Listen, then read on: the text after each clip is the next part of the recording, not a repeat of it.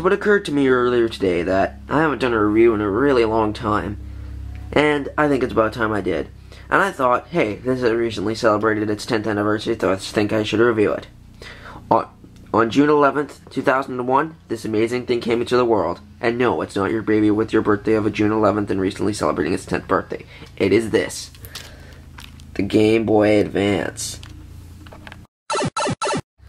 Now, the Game Boy Advance featured a couple things, of course. Your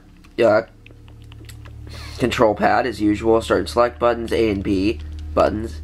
But something that's kind of new to this system was the introduction of shoulder buttons. L and R, as more people may know. And on the bottom of the system, your power slider.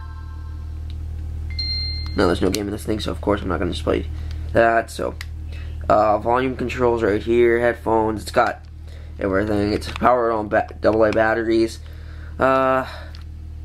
Pretty amazing system, I gotta admit. It also came with several amazing new games.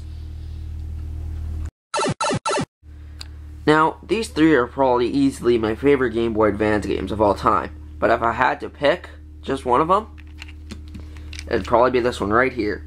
Mario vs. Donkey Kong. But of course, this isn't our review on the game, so screw that for now. Now, something was brought to us on September 17th, 2002.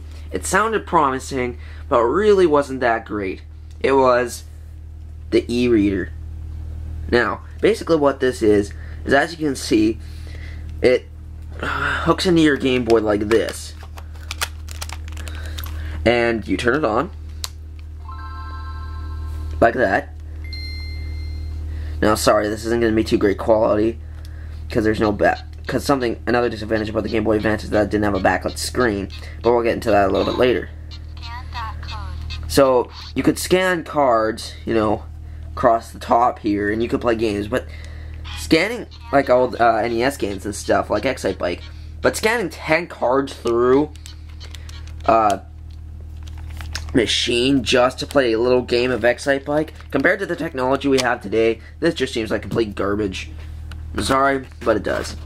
But I do remember loving it when I was little, so I guess there's that.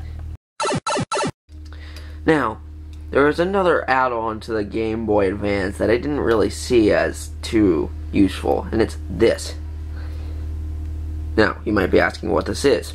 Well, take this end and plug it in to your Game Boy Advance, like this. Voila. Then, you take the other end and plug it into your GameCube, like this. Then you have the Game Boy Advance hooked up to your GameCube. Okay, that's great, but wait!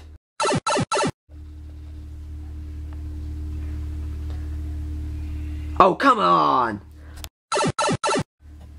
Now, apparently, there's actually supposed to be a really long list of great games that can be used through this. Okay, maybe not through this. Maybe if we take out this again. That's better. Great games for this setup that are actually supposed to be absolutely amazing, but I've actually only gotten the chance to play one game where this is available, and that's with Pokemon XD and Fire Red, but unfortunately I won't have the pleasure of ever being able to do that. But anyways, there's also another great add-on to the Nintendo GameCube that I found absolutely fascinating, and it is this. No, not the GameCube, the thing that's on the bottom of the GameCube, right here. The Game Boy Player.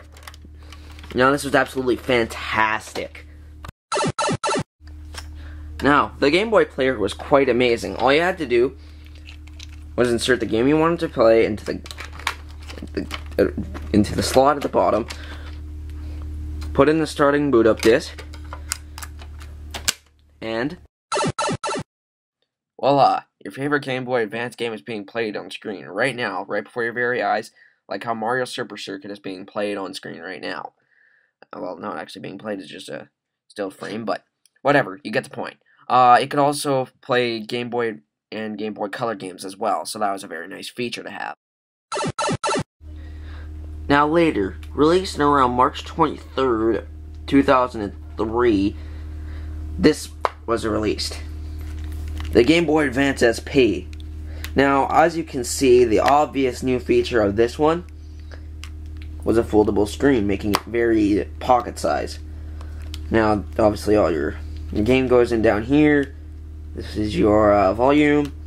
And of course, it features all the normal stuff. A and B buttons, control pad, start select. You know, power slider on the left here. Don't have any games in once again, so I can't show you any of that. But one of the main new features of this was the backlit screen. This was absolutely amazing. It makes it way easier to play indoors. Without having to angle it to the light perfectly, you can still play just fine. Now, something also a new feature to this was the rechargeable battery instead of being powered by AA's. But there was also a couple problems that I found within this. Well, actually only one problem, and it's not even that huge a problem based on how I've been talking about it. E-reader doesn't exactly mesh well. It is still playable. It is still 100% playable, but it doesn't allow great access to the select button, which is almost never used in this system anyways. But anyways, it is still perfectly playable. Nothing to worry about if you are a fan of the e-reader. So that's basically all there is for the Game Boy Advance SP. No, wait, there's a little bit more. Now, as you can see with this one, this has a special feature NES one where, as you can see, this looks like the top of an NES, and if you open it up, the buttons look like an NES controller. Really cool. And there's also this really odd Shrek Special Edition one that was green and orange and came with the special Shrek 2 Game Boy game that came out right around then. And even odder, I have it. Alright, anyways, that's all we have to do with the Game Boy Advance SP. Now, for the successor to the Game Boy SP and the finale to the Game Boy Advance series was released in September 17th, 2005, was this. The Game Boy Micro. Now, as you can see, the obvious main feature of this is that it's tiny, and also, don't get too fooled because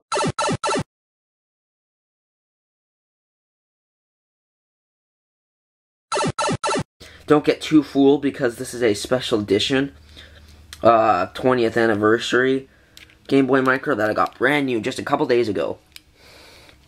Brand new and shiny. Now, another one of the main features about the Game Boy Micro was the removable faceplate. And there's supposed to be a special tool that you insert into these two holes here and it pops right out. Mine didn't come with that.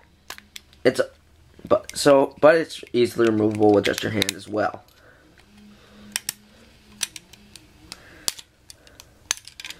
Et voila. Now, it is obviously not recommended to play like this because the screen is unprotected. So, we're just going to snap that back on. Now, normal Game Boy Advances, Game Boy Micro, something odd about this system is that it doesn't come with Advance in the name, even though it does play Game Boy Advance games.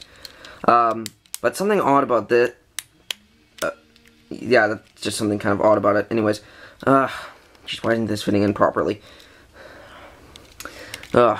Excuse me for a second. Sorry about that. Anyways, even though it does play Game Boy Advance games, it doesn't have Advance in the name. Now, obviously, once again, power slider's right here. Volume's right here.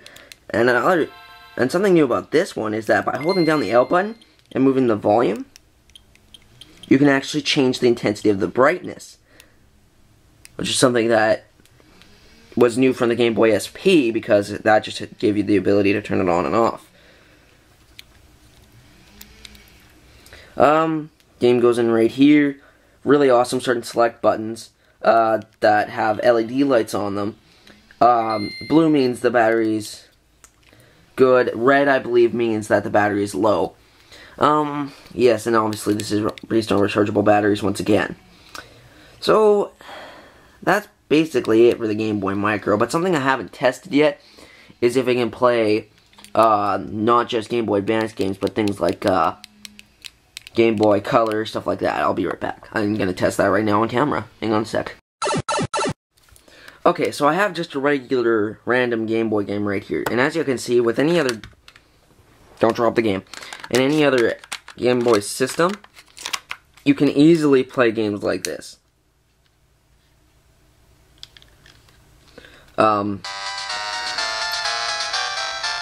By pressing L and R,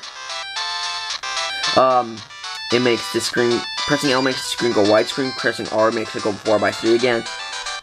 But, of course, that's not what we're what this is about. Also works in the original Game Boy Advance. Same concept. Alright. Now, time to test to see if this works in the Game Boy Micro. Just as I suspected. Now, I don't understand why it doesn't do this, because all the Game Boy Advances do this. These are supposed to be able to fit and play in the Game Boy Advances. But, obviously, as you can see here, it does not. The Game Boy Micro does not. Maybe I'm just pointing it in the wrong direction, that would be embarrassing. No, I'm not. So, that's another problem with the Game Boy Micro. But, basically, the only problem out there.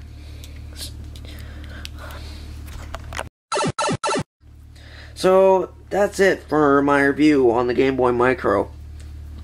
But, what about my rating? A solid 9.5 out of 10. It is an amazing set of portable systems. And, well, happy birthday, 10th birthday Game Boy Advance. Yeah. I'm kind of lost for words here. So, yeah, that's the end of my review. So, if you guys liked it, just like it. Alright, bye.